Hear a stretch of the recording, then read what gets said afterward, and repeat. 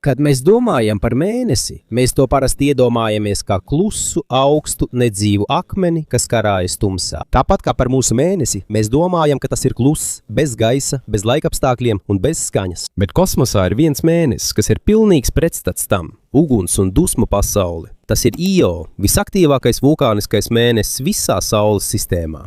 Lai nokļūtu šeit, mums jāpārvar gandrīz 500 miljonu jūdžu attālums no Zemes. Tuvojoties Jupitera sistēmai, tu sajutīsi tās klātbūtnes spēku. Tas nav tikai planēta. Tas ir kā milzu briesmonis ar gravitāciju, kas tur savus pavadoņus noturot tos ieslodzītus orbītā.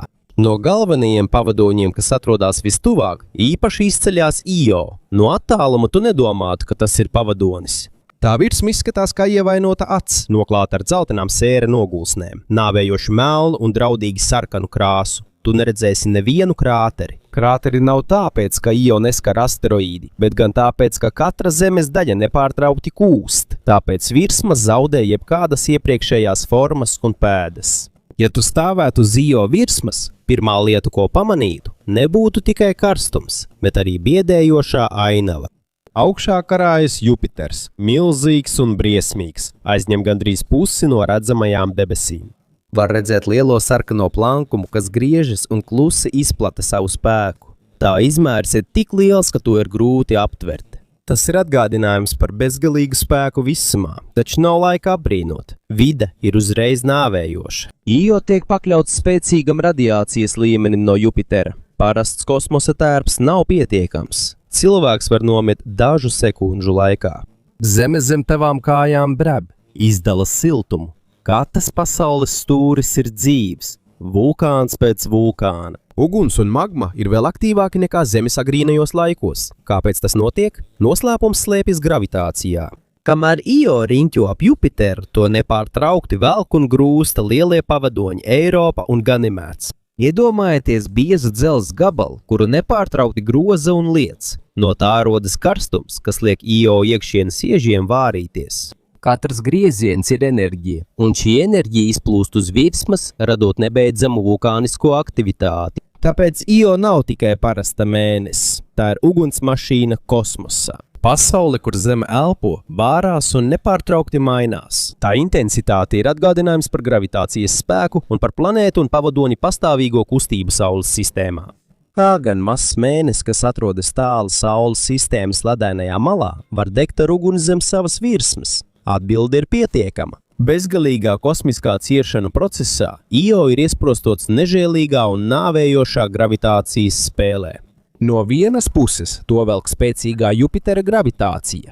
No otras puses to atkal un atkal atpakaļ velk tā lielākie pavadoņi – Eiropa un Ganimēds. Katru reizi, kad viņu orbītas satiekās, tas ir tā, it kā bieza tērauda gabals tiktu savērpts un saliekts. Un tas notiek atkārtoti. Berzieža iekšienē rada siltumu, un Io tas notiek planētas mērogā.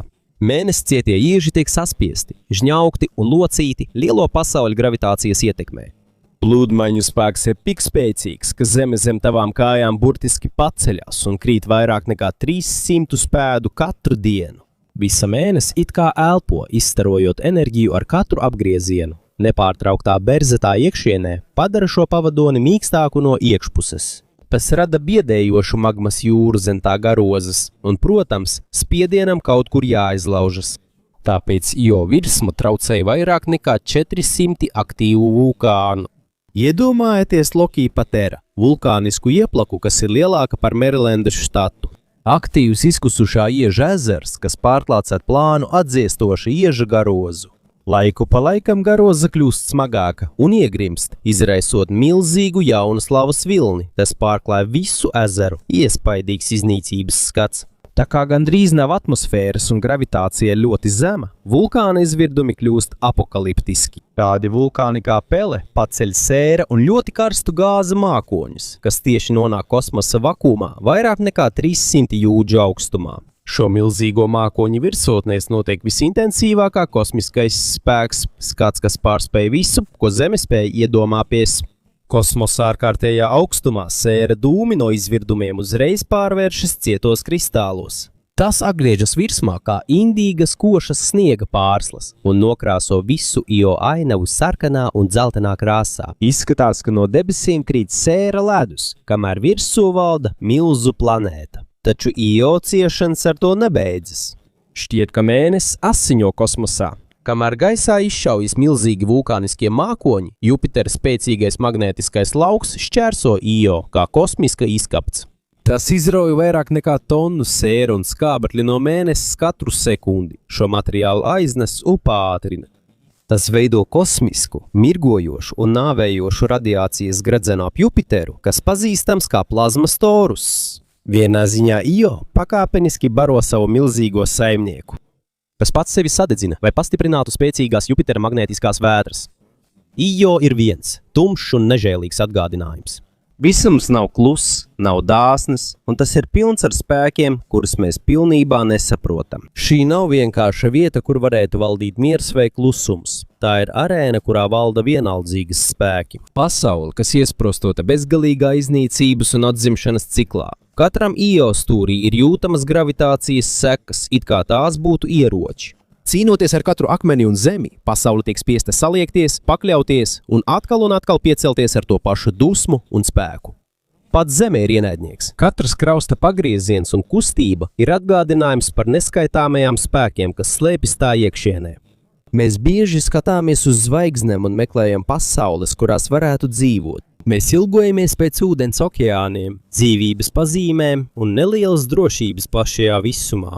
Taču katrā pasaulē, ko mēs vērojam, ir simtiem pavadoņu, kas slēpjas tumsā. Uz Io kosmos parādās savā bīstamākajā un vienkāršākajā veidā. Vieta, kas ir nežēlīga, sarežģīta un apbrīnojama vienlaikus. Io atspoguļo nepārspējamu spēku, pasauli bez bēdām vai atkāpšanās, kur katrs vulkāns, katra lavas plūsma un katrs magmas izvirdums parāda tiešu neapturamas enerģijas ietekmi. Galu galā Io nav tikai mēnesis. Tas ir simbols visuma nepārspējamam spēkam. Pasaule, kur uguns un ledus, dzīvība un nāve satiekas bezgalīgā radīšanas un iznīcības ciklā. Tomēr tas riņķo ap Jupiteru, tas mums rāda, ka visums nav kluss, nav maigs un nevienmēr ir skaists. Katrs tā apgrieziens ir atgādinājums, ka aiz šķietami klusajiem planētām un zvaigznēm slēpjas dusmas, enerģija un spēks. Tas spēj pārvērst visu pasauli vienā mirklī. Ar katru vulkāna izvirdumu, ar katru riņķojošo magmu un ar katru sēra sniegu, kas krīt uz Io virsmas, tas atgādina, ka visums ir apbrīnojamu, biedējošu un nežēlīgu spēku arēna. Tiem, kas meklē mieru zvaigznēs, šis mēnesis ir atgādinājums. Aiz katras gaismas slēpjas tumsa. Katram apdzīvojamam planētam ir simtiem murgu, kas slēpjas kosmosā.